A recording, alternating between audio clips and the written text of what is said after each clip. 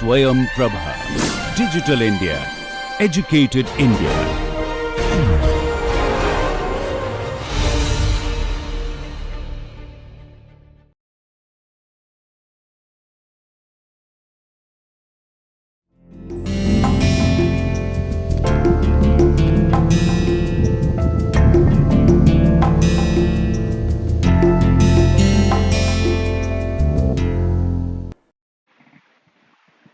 Namaste and welcome to this course on conservation economics. I am Dr. Ankur Avadhia. I am an officer in the Indian Forest Service and your instructor for this course. In this course, we shall try to understand how conservation and economics are interlinked, how certain economic decisions, certain bad economic decisions lead to issues of conservation, how they lead to environmental disasters, and how we can make use of principles of economics to ensure that we also are able to meet our goals of conservation. And we should also try to explore why conservation is important for the economic well-being of a society. After all, we require economics or we require development to provide certain amenities to our people. And when we do good conservation, we can provide those amenities at a cheaper cost. So, on the one hand, economics helps in good conservation. That is, good economics helps in good conservation. At the same time, good conservation helps in the development of the society, which is also one of the objectives of economics. And we shall also try to explore how we can use the principles of economics to provide funding for conservation. So, these and several other issues will be discussed in this course. This course will be divided into several modules, and each module will have 3 or 4 lectures. Now, each module will comprise of those lectures that will cover a thematic area in either economics or conservation or their interlinkage. So, the first module is what is economics, and in this module we will have 3 lectures. The first one is introduction to the course and making of decisions. The second lecture is Making Decisions, Part 2, and Interactions, followed by Interactions and Working of the Economy. So we begin with the first lecture, Introduction to the Course and Making Decisions. So when we talk about conservation economics, the first question that comes into the mind is, what is conservation economics? That is, what is conservation, what is economics, and how are both of these linked together? So the word conservation is derived from these word roots, con meaning together and servere which means to keep. So essentially, conservation will mean to keep together. And what do you keep together? You keep together the natural environment because it is under threat. In one of the later lectures, we shall explore what is causing this threat. Why is our environment, why are our wildlife in grave danger? And why we need to protect them. Now, we are not protecting these organisms because of our love for these organisms. We are not protecting tigers because we want to protect the tigers or because we are very much affectionate to tigers. Because after all, in most of the human history, we have been killing tigers because tiger is a ferocious animal. But over time, we came to this realization that tiger also provides several benefits. Tiger protects the forest, and forests provide us with several benefits such as clean air and clean water. Forests ensure that our rivers and our streams have water throughout the year. They are perennial in nature. Forests ensure that whenever there is rainfall, all the water does not just reach into the rivers, causing floods, and for the rest of the season, the rivers get dried up. So, forests have a role. And where there are forests, there will also be herbivores. Animals such as deer, animals such as sambar.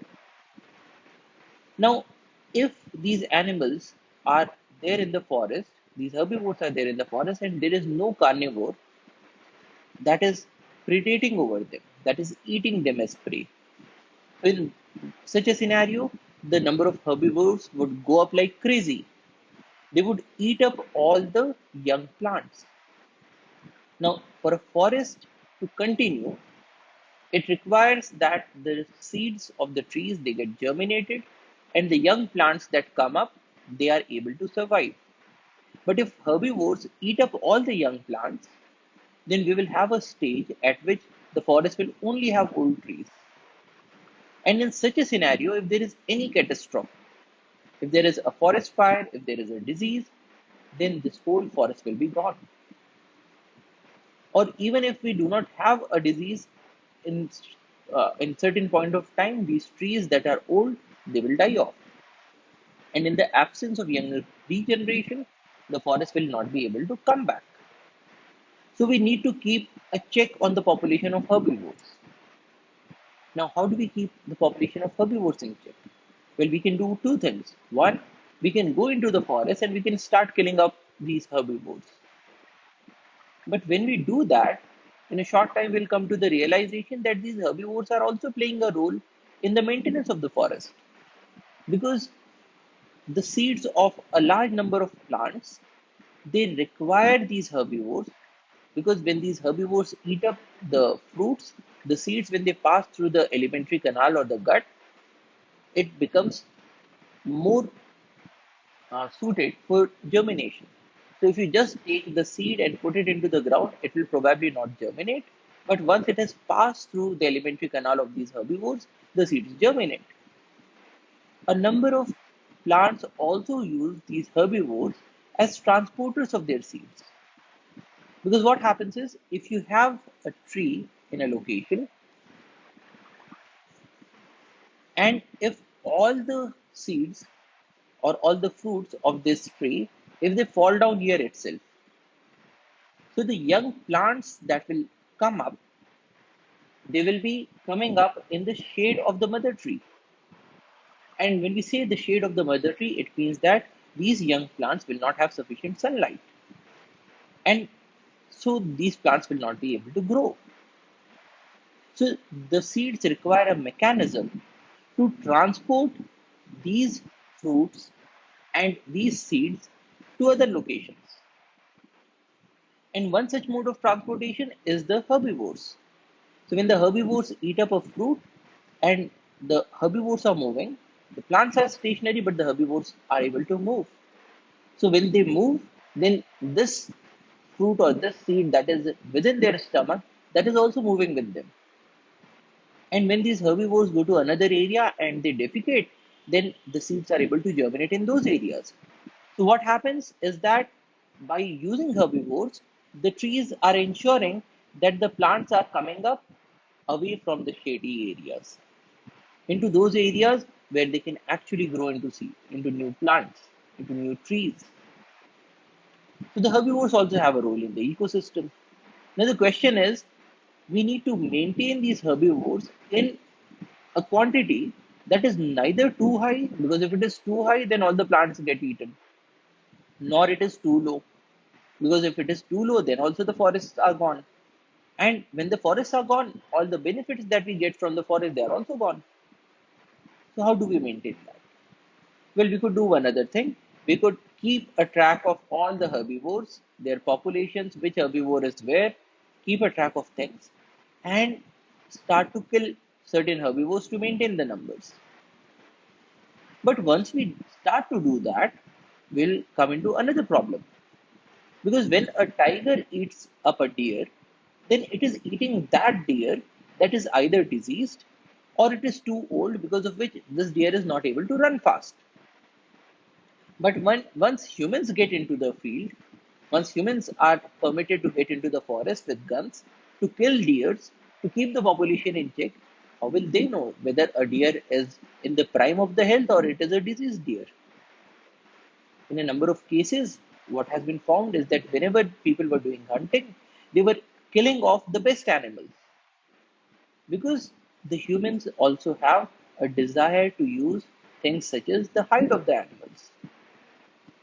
So, if you permit humans to kill these herbivores to keep their populations in check, what will happen is that they will kill off those animals that are the best animals. And in a short while, you will observe that the herbivore population is now only having diseased animals. And so, in the long run, the herbivore population again will be gone, which will again have a negative consequence. Now, at the same time, when we use humans to keep these populations in check, just think about how much amount of computations will need to be made. You will have to keep a record of each and every animal, find out which animal is healthy, which animal is not healthy, and then track that animal and kill that animal so that the population is kept in check. But you are also killing off only those animals that are either diseased or weak so that the herbivore population remains a healthy population. Now just think of how much amount of effort would be required. The other option is just have a predator in the jungle, just have the tigers. So tigers will do everything for you. What can be better than that? So when we talk about conservation, when we say that we are keeping things together, we are doing a preservation, protection, and restoration of natural environment and wildlife. This is not because we are very fond of tigers, but this is because we need the tigers. We need these forests, we need these wildlife because they serve purpose for ourselves. Whenever you find a new disease, people will start to look for cures. Now, a large number of cures are found from different plants. You must have heard of the name of quinine. So, quinine is a medicine that is used to treat malaria, and quinine comes from the bark of the cinchona tree. Now, of course, the cinchona tree is not infested with mosquitoes. The cinchona tree is not protecting itself. But what is happening is that the cinchona tree produces this secondary metabolite to protect itself from the predators. And the predators of the cinchona tree are things like insects or herbivores. So when you have this quinine in the bark, then the quinine is very bitter in taste, and so the herbivores avoid it. The insects also avoid getting into this plant. But then, when humans discovered that there is this chemical quinine, so we extracted those chemicals and that was used as an antimalarial. And once you have found this chemical, you can always synthesize it in an industrial reactor. But first of all, you should know that there is such a chemical that can help you. Now, to have such chemicals, it is important to have the cinchona trees. Now, whenever we get a new disease, we will again start to look for the chemicals that can be used to treat this disease. And where will we get these chemicals from? From the plants. And where do we have these plants? We find them in the forest. Because when we talk about an agricultural field, then we are talking about a monoculture. People only grow paddy, people only grow wheat, or there are maximum two or three crops that are grown. But when you're looking for new chemicals, you have to look for biodiversity.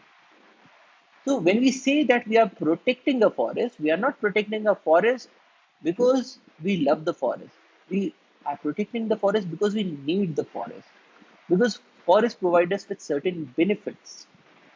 And when we talk about economics, economics is also concerned about providing benefits to people. When we say that we want an economic development, it means that we want to have more things. That is, we should have more electricity, we should have more vehicles, we should have better houses. That is economic development. But what is the premise of economic development? It is to provide comfort to people. And biodiversity is also doing the same thing. Because if you have good houses, you have good vehicles, you have sufficient electricity, but everybody is diseased. Will you say that this society is a very happy society? Or if you have a medicine that treats these diseases and people are healthy, what do you prefer? Obviously, people will prefer to have a healthy population. And to have that healthy population, we need clean air, we need clean water, we need biodiversity, which will give us these medicines. We need food, we need fibers, we need fodder, we need a lot number of things. And for that, we need to do conservation. That is the preservation, protection, and restoration of the natural environment and wildlife. Then what is economics? The word economics comes from these word roots. Oikos means house and nemein is to manage. So economics is the study of how to manage a household. And some of the best economists are the ones who are managing our households. Because in a household, you need to make several decisions. What sort of food needs to be prepared so that everybody is happy? You cannot have just one thing throughout your life. So every day you would need something different. Now, to make that something different, you would require, say, food grains, you will require salt, you'll require oil. Now, whenever we are having these things and we are making a food item, let us say that we are preparing dosa. Now, when we are preparing dosa, we will require oil.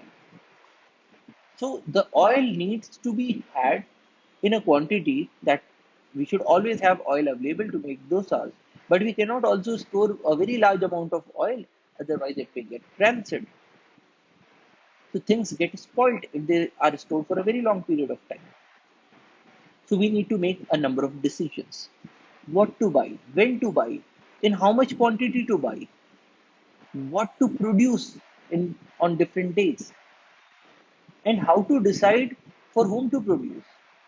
Do you want to produce the food taking into account the children in the house, or taking into account the adults in the house, or taking into account the old people in the house? Because they will have different requirements. They will be happy with different things. The children might like to eat sweet items more, but the adults might want to go for more healthy food items. They want to have salads more. Now, the thing is, you need to make these decisions: what to produce, for whom to produce, when to produce, how much to produce. And these are the same decisions that we need to make even at the level of the society. So economics, it is derived from the word roots house and manage. So it is the science of managing the household or the science of managing the society. The study of how society manages its scarce resources. So you, as a society as well, we have these questions: what to produce, for whom to produce, how much to produce, when to produce. And we take the same insights from the management of household to the management of the society as well, because the principles remain the same. So this is economics. So economics is a science of making decisions, and these decisions are necessary because there is a scarcity of resources. Now, how are conservation and economics related to each other? So, in conservation, we are saying that we need to keep things together, we need to protect the natural environment. And in the case of economics, we are saying how does the society manage its scarce resources? So, how are they connected to each other? Well, there is a very great, intricate relationship between both of these, because certain economic decisions have ruined the environment. Things like pollution due to industrial revolution. Now, when we talk about what to produce in a household, what food items to produce, we are making this decision to ensure that everybody gets a sufficient nutritious food and everybody gets the food of their liking, which means that we want to make everybody happy. In economics terms, we say that we need to maximize the happiness or the surplus. Now, when we are trying to do that, it is possible that in the short run we make certain decisions that are not the most optimum decisions. So, for instance, a factory is being set up in your neighborhood, and you think that okay, this factory is going to provide us with jobs.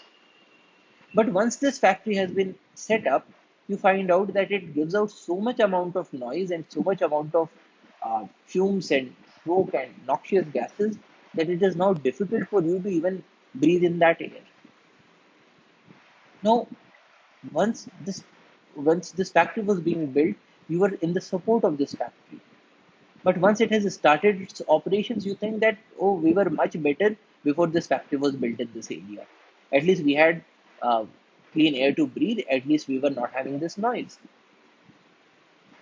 Now the thing is, the factory in itself is not a bad thing. But when we talk about implementation of things, we need to know why the factory owner chose not to install noise controlling devices or not to install the smoke controlling devices. Now, these are because of things that are known as externalities. We will have a lecture devoted to externalities, which helps us understand why people make these decisions that harm everybody. In short, what is happening is that the factory owner thinks that, okay, if I install this device, there is a cost that is involved. But if I do not install this device, then I am saving money.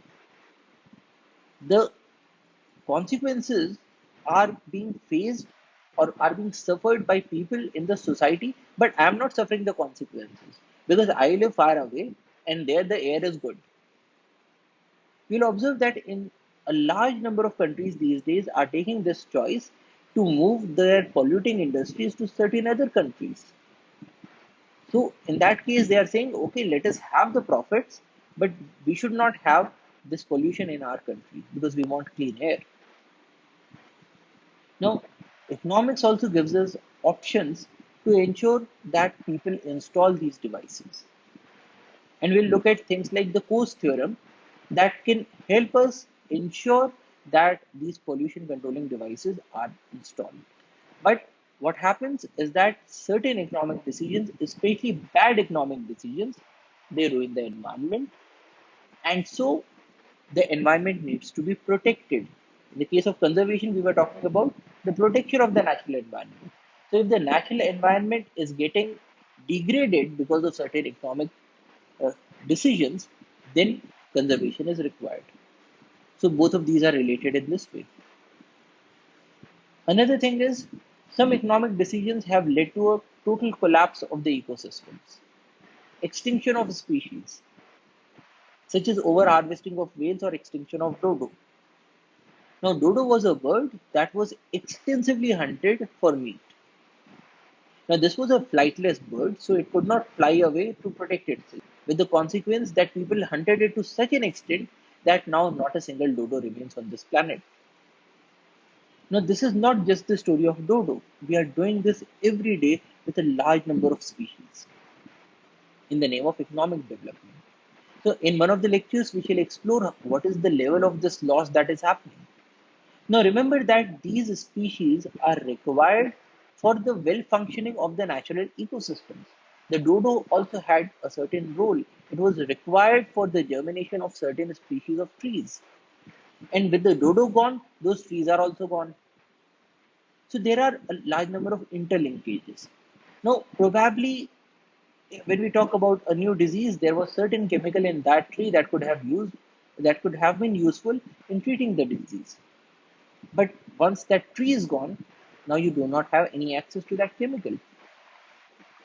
So certain economic decisions have led to a total collapse of ecosystems, and for that we again need to go back to conservation. How do we bring the things back? So, some economic decisions have led to a situation that is calling for conservation. Now, at the same time, conservation requires funding and resources. Now, when we talk about economics, we are asking the question, how does the economy or how does the society manage its scarce resources? So, we have money, but we have also different things that require money. We can use the money to construct a school, we can use the money to construct a hospital, or we can use the money to conserve the forest. Now, how do we ensure that there is some amount of money that is made available for the conservation of forests as well, for the conservation of biodiversity?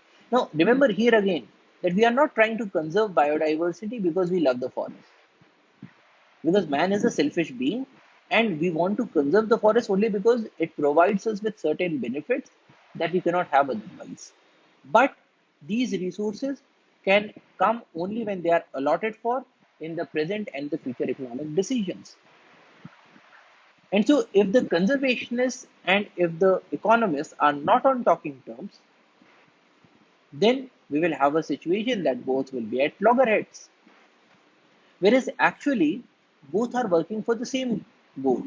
Both are working to maximize the surplus of the society. The only difference is that a person who does not know about conservation will have only a limited set of choices. A person who does not know the benefits of forest would say that okay, we can construct a dam, but he would not know that we could have done the same thing for a much cheaper cost. Another example is that when we talk about tidal surges or when we talk about tsunamis, then these days it's a fashion that we should construct a wall along our shores, and these walls will protect against the seawater that is rushing in during a tsunami. Well, good enough. But then, if you have mangrove forest in the in the place of the wall, you will also have the same thing. And mangrove forest will also protect your biodiversity. They will also clean up the water. They will also clean up the air. Your wall is not going to do that. So you are getting more benefits for a lesser cost. But then, to make this decision, the economist needs to know what are the benefits of conservation. And so there is a relationship between economics and conservation. Economic decisions have the power to promote conservation.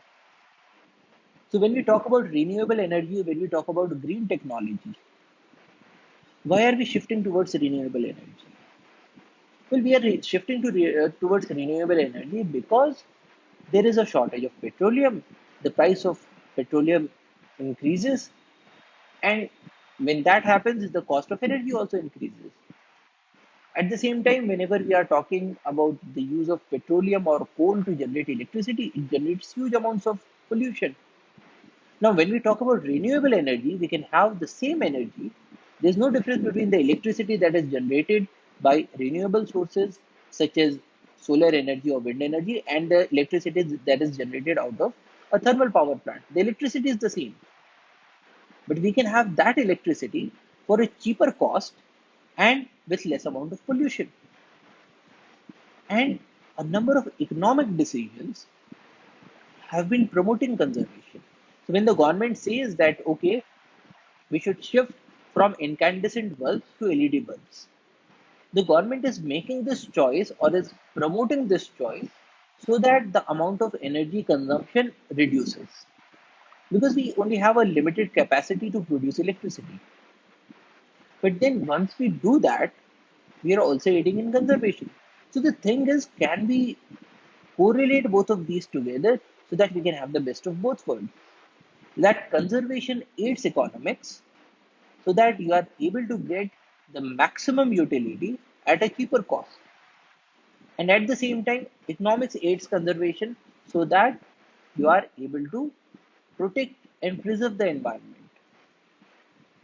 So, this is the relationship between conservation and economics, and this is what we are going to explore in this course. Now, this course will have several modules. The first one is what is economics, with these three lectures: introduction, making decisions, interactions, and the working of the economy. The second module will explore about conservation. Conservation in the Anthropocene. Anthropos is human beings and scene is a time period. So we call the current era as Anthropocene because in today's era, the impact of human beings on everything, on climate, on geology, on biodiversity, the impact is much greater than any other factor. We say that today is the man's age. But the thing is, in this Anthropocene, that is the age of human beings, what is the need for conservation? Do we need it or not? We'll also explore human population growth and food requirements because our populations have been increasing with time. And more people means that we require more resources. And remember that economics is the science of making decisions about how to use the scarce resources for maximum benefit. Now, if the number of people goes up, the per capita availability of resources goes down. So, what can we do to ensure that the people still have access to resources? How does population grow? How do we provide it with food and other requirements? And when we are meeting these requirements, are we meeting that sustainably or unsustainably? Now, this comes to sustainable and unsustainable development. The difference is that if you have a resource, you can use it to get benefits for a very long period of time, or you can use it to get benefit for a short period of time. So you would have heard of the story of the hen or the goose that was laying golden eggs.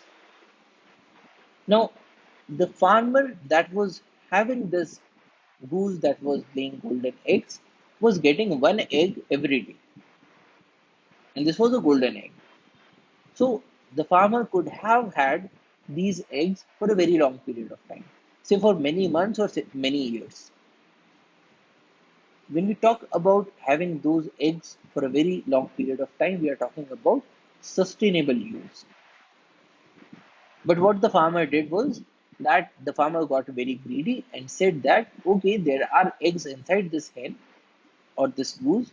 Let us kill this goose and take out all the eggs. Once that was done, the goose is dead, and so now there are no more golden eggs. That is unsustainable development. So, when we talk about sustainability, we are asking the question that okay, there is this lake has fishes. How many fishes do I take out every day so that the fish population is also able to maintain itself and I'm able to get this many number of fishes for a very long period of time. Sustainable development is development that lasts, not just for a short period of time, but for a very long period of time, typically for many generations. So we are using resources in such a manner that we are able to meet our present needs while also ensuring that our future generations are also in a position to meet their needs. We do not overexploit the resources so that nothing is left for our children and our grandchildren. That is sustainable development. In the third module, we will talk about the modern impacts that necessitate the conservation. We will talk about things like climate change, plastics, oil spills, and mining. Now, these are certain impacts because of which conservation has become an urgency. We are generating so much amount of plastics that a large quantity is being dumped into the environment and it is leading to negative consequences. We are dumping so much amount of carbon dioxide that there is a huge amount of global warming. We are observing changes in the climate today. We are observing the sea levels rise right before our eyes. And if we do not do anything to solve this problem, then probably it will be too late. So these are certain impacts of human beings that are now necessitating conservation as an urgency. In module 4, we will look at threats to wildlife. We will look at push and pull factors. So if you talk about any organism, it has certain requirements. Requirements of food, requirements of an amiable climate, the maximum minimum temperatures, requirements of water, requirements of space. Now, those areas that provide these requirements give a pull factor to these organisms. That is, the organisms can live in those areas. The areas that do not provide these necessities of life give a push factor to the organisms. That is, the organisms will no longer live in this area. Now, if you have a situation in which the organism is finding that everywhere it is getting pushed and there is nowhere to live, then the species will move towards extinction. So push and pull factors are those factors that help us understand the threats to the species, and understanding these threats is important when we want to conserve these species. And here we will also talk about ecotoxicology and developmental hazards. What are the hazards of development? What are the kinds of toxins that we are releasing in the name of development? What are the negative impacts of those toxins? And what kinds of influences does it have on the working of the ecosystems? So that is ecotoxicology. In the fifth module, we will ask the question, can economics help and how can economics help? So because a large number of these decisions are occurring because of bad economic decisions, we need to understand how economic decisions are made in the first place. Because once you understand economics, only then will you be able to use economics to conserve the wildlife, to conserve the natural resources.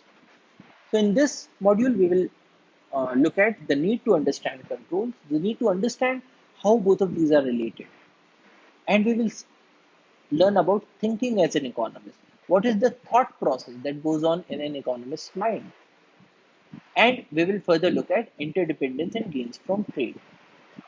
So, in a large number of cases, these economic decisions are being made to maximize profits, and these profits are coming from trade. So, trade is an essential thing that we need to understand the working of the economy. And this trade happens in the markets. Markets are places where economics works. And we'll explore markets in the sixth module. We will look at what is demand, what is supply, what is elasticity, and how can government policies influence the market outcomes. So suppose the market says that no, we need these materials in such a large quantity that even unsustainable development is what we will go for. Then government has the responsibility and government has the power to ensure that these market outcomes are modulated, they are tempered down, so that we also ensure that everybody is able to get their due share. Which is what we are asking is, if there is a certain group of people who says that no, we are going to go for gas guzzling vehicles, we will want the largest size SUVs even if we have to travel alone.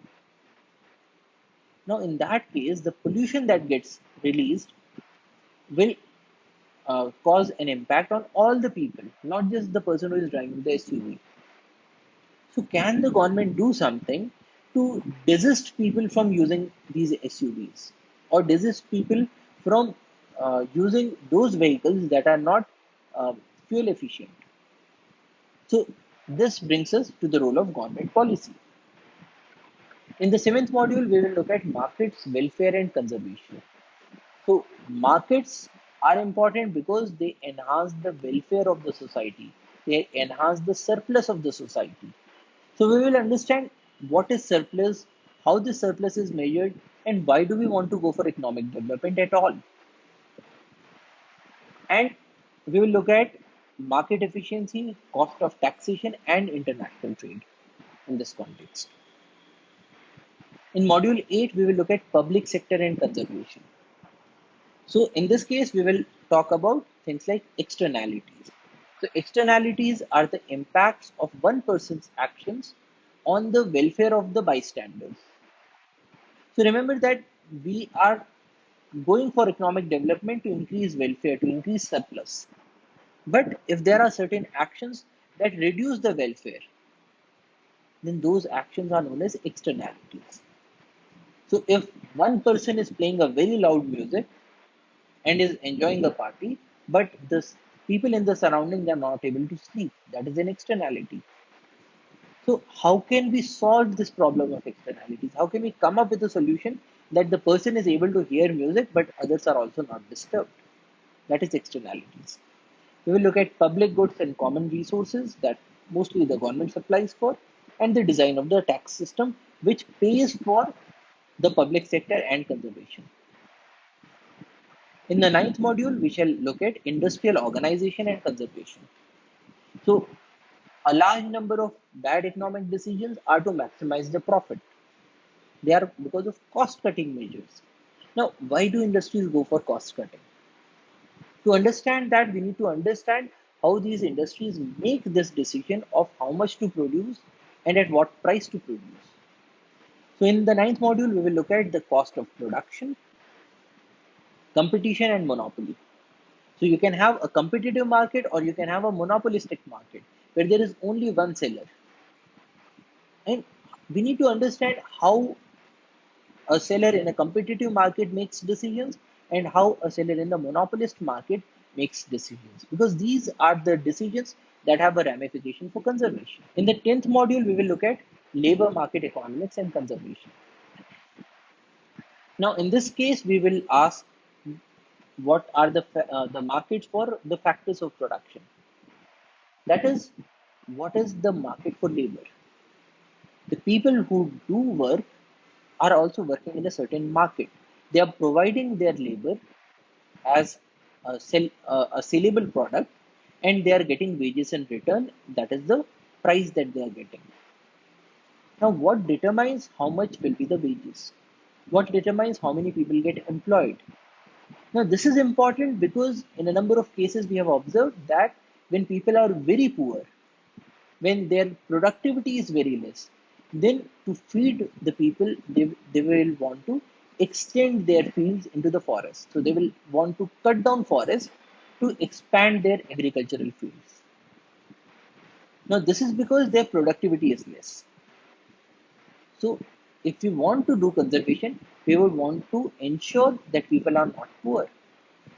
Everybody gets sufficient resources so that they do not have to play a very great amount of pressure on the environment. So, this is what we will explore in Module 10: Markets for Factors of Production, Earnings and Discrimination, and Income Inequality and Poverty. And from Module 1 to 10, we will be working on several theoretical aspects. That is, we will make certain assumptions that people are rational beings, that people want to maximize their surplus or their benefit. But then, in a number of cases, these assumptions do not hold true. Because if you go to the market, it is not that at all times you are trying to think that what will give me the maximum benefit. It is also possible that your parents said that you should go and buy this particular brand of soap, and you go and buy that particular brand of soap without giving a thought whether there are other soap brands that are probably better or cheaper. Now, when we have this sort of a situation, we are talking about the things like behavioral economics, the role of psychology in economics. And in the 11th module, we will look at such practical issues as consumer choice. So, if there is an option to have two vehicles, and one vehicle is, say, very fuel efficient, it does not give out a lot of pollution, but it is a bit expensive. And there is another vehicle that is a gas guzzler, but it is cheaper. How does a consumer decide which vehicle to buy? What are the psychological impacts in that? When there are two parties and they do not have sufficient information, how do they process? How do they make decisions when there is a shortage of information? There is a shortage of processing power. Because remember that we had started by saying that economics is the science of making decisions about how the society manages its scarce resources. Now, when we are making decision and we do not have the processing power to make those decisions, how do we make decisions? And we'll also look at valuation of natural resources. The 12th module is case studies, where we will look at the economics of protected areas and the economics of environmental disasters, followed by a summing up and discussion. So we will now touch upon how the society makes decisions. So we have explored that there are certain basic questions of economics: what to produce, how to produce, how much to produce, for whom to produce, when to produce, and so on. Now, economics helps us answer these questions. And in this course, we shall explore how these questions are answered. But the question is, why do we have these questions in the first place? We have these questions because the wants are unlimited, but the resources are limited. So we want to have the best food, we want to have the best clothes, we want to have the best houses, the best vehicles, but our resources, things like money, that is limited. So you have to make a choice. Do I want to have the best house and go with a not that good car, or do I want to have the best car and live in probably a not so good house? So wants are unlimited, but resources are limited, which leads to a conflict. You need to make a choice because there is scarcity, there is a limitation on the society's resources, both at an individual scale and at the scale of the society. And which is why we need economics to help us understand or study how the society manages its scarce resources. How do you make this choice? And when we talk about these scarcity, we have a trade off at all points of time. Whether you are thinking about it or not, you are doing a trade-off at all points of your living life. For example, now that you are watching this video, you could have spent this time not watching this video and you could have spent it, say, watching a movie, or you could have gone out with your friends, or probably you could have read a book, or probably you could have been working somewhere. Now, when you are watching this video, you have given up all of those. So there is this trade-off. You are giving up something to get something. And such a trade-off is always there at the individual level and it is also there at the society level. We have this classic thing that is known as guns versus butter debate. Should a society spend its resources on national security, that is guns, or on consumer goods, that is butter? Why? Because if we talk about, say, two things, you have factories that can produce aircrafts, and you can use this factory to produce fighter aircraft, or you can use it to produce commercial aircraft. So, fighter aircraft is your guns, and the commercial aircraft is your butter or a commercial good. Now, if the factory is being used to produce only the fighter aircraft, that is this point. So at this point, the number of commercial aircraft that we have is zero. On the other hand, if the factory is producing only commercial aircraft, then the number of fighter aircraft is zero. Or the society could decide at some other point. So the society might say that we will have these many commercial aircrafts, that is this line, and we will have these many fighter aircrafts. So, or the society could choose a point like this, or the society could choose a point like this, which is probably outside of the capacity of our industry. So, things such as these questions, whether to go for the fighter aircraft or the commercial aircraft, lead us to things known as production possibility frontiers. So, this line is the production possibility frontier. It is giving us the option that if we were to use our factory to the fullest extent, we could choose any point on this line. If we choose a point like this, so this point, or at this point, we are making less number of commercial aircrafts and less number of fighter aircrafts than is possible. So if we choose this point, then we will have more commercial aircrafts and more fighter aircrafts as compared to this point. But if we choose a point outside, then this is outside of our ability. So we cannot have this point. So this is the production possibility frontier. And when we talk about the trade-offs, we have this trade-off between guns and butter. We have the trade-off between efficiency and equality.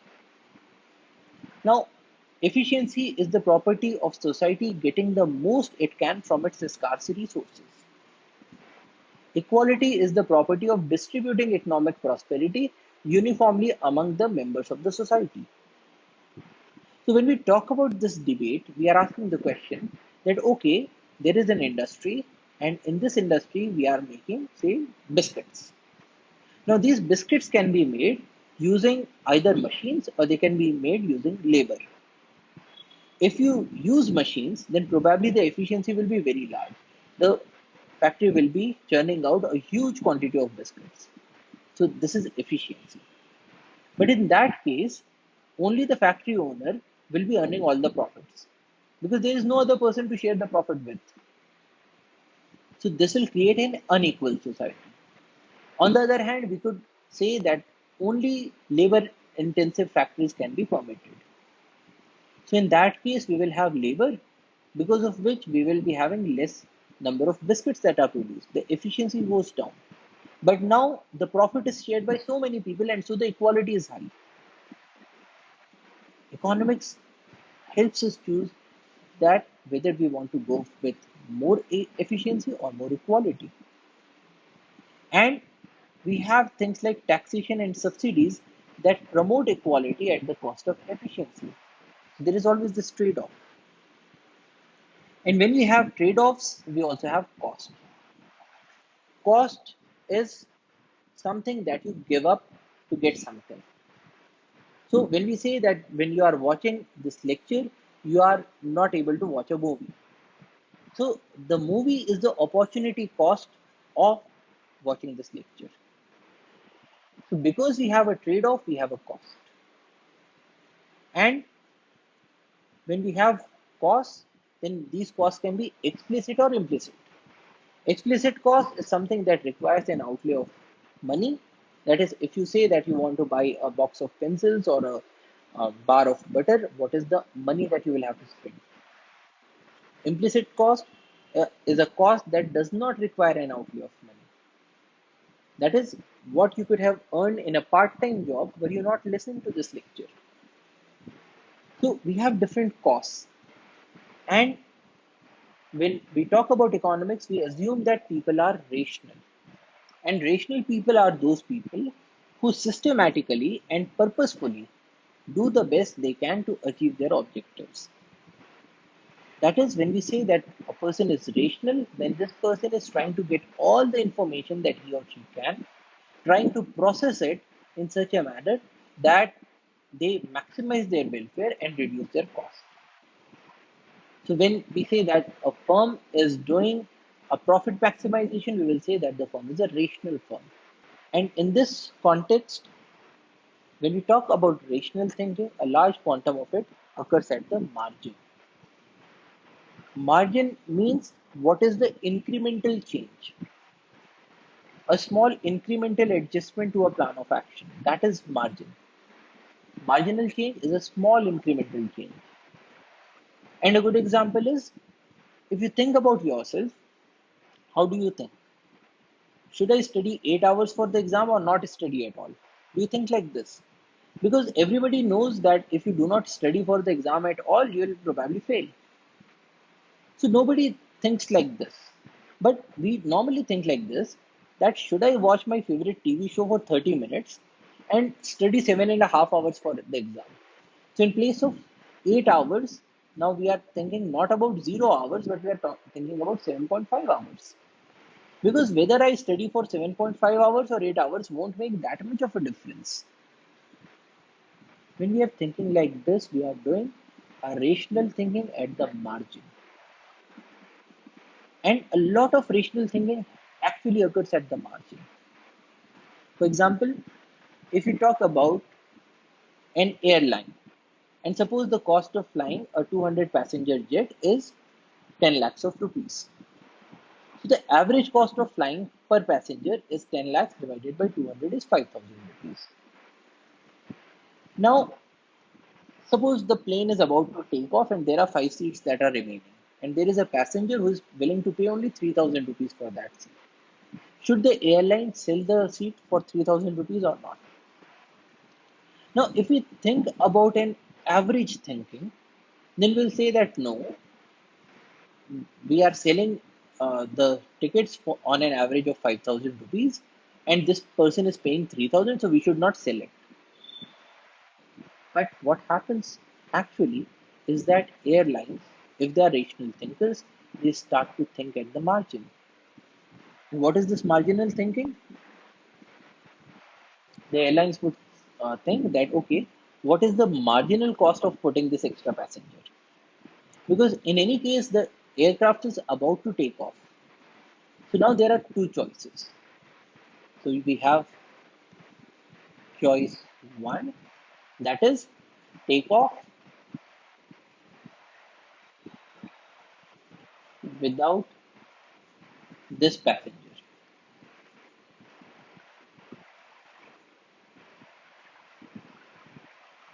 And in this case, the earning is rupees zero. Because in any case, the flight is going to take off. The choice two is to get rupees 3,000 from this passenger and allot a seat.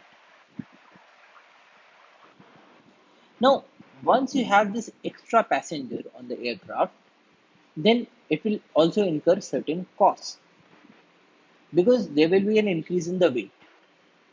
Now, one person on an average is like 60, 70 kgs. So, what is the additional amount of fuel that will be required for this particular passenger? Let us say the additional amount of fuel that is required is 500 rupees. Because in any case, you have this aircraft that is weighing several tons, and this aircraft is going to take off. If you add 60, 70 kgs extra, the change in the extra fuel will be very less, say 500 rupees. And when this passenger is there in the aircraft, you'll probably serve him with a bag of peanuts or certain snacks. What is the cost of that snack? Now, suppose the cost of this snack is 100 rupees. So in this case, the aircraft will be earning 3000 rupees. So this is the revenue, and the cost is rupees 500 plus rupees 100 is rupees 600. So in this case, what is happening is that the marginal profit, should the aircraft permit this extra passenger, is 3000 minus 600 rupees is 2400 rupees. So if the passenger is not permitted, the airline will not earn this profit. But with the extra passenger, the airline will earn this extra profit. And even though this is less than the average cost of selling the ticket, the airline will probably permit this passenger. Because permitting this passenger is giving the airline an extra 2400 rupees. What's wrong with that? Now, this is marginal thinking. That while on an average, the person is paying less than what the airlines charge, but marginally, the airline is at a profit. And so, taking a rational decision, the aircraft should fly with this passenger. So, to sum up, when we talk about making decisions, there are three important principles. One, people and society face trade offs because there is a shortage of resources and our wants are unlimited, and so there is a trade off. These trade offs lead to cost, and cost is what you give up to get something. And what you are giving up could be in the form of money. So, like you are giving up 50 rupees to buy a pen. So, that is the cost of this pen. Or probably you are giving out something else. So, probably if you are not buying this pen, you would have spent that 50 rupees on an ice cream. So, we can also say that the cost of this pen is the ice cream that you had to go to forego. So, cost is what you give up to get something. And here we can also talk about the opportunity cost, which is the next best alternative that you are giving up. So when we say that you are giving up the ice cream that you wanted so much, then that is the opportunity cost of buying this pen. And we also saw that rational people think at the margin. Rational people are those people who take all the information, who process all the information to get to a point where they maximize their welfare. And when they try to maximize their welfare, they often think at the margin. That is small incremental changes. So when the factory is thinking at the margin, the factory is asking the question, should I produce one extra good? I have already produced 10,000 cars. Should I make the 10,001th car? When the buyer is making a rational choice, thinking at the margin, he is asking, okay, I have had four chapatis. Should I eat the fifth chapati or not? And a lot of rational thinking happens at the margins. So that's all for today. Thank you for your attention. Jai Hind.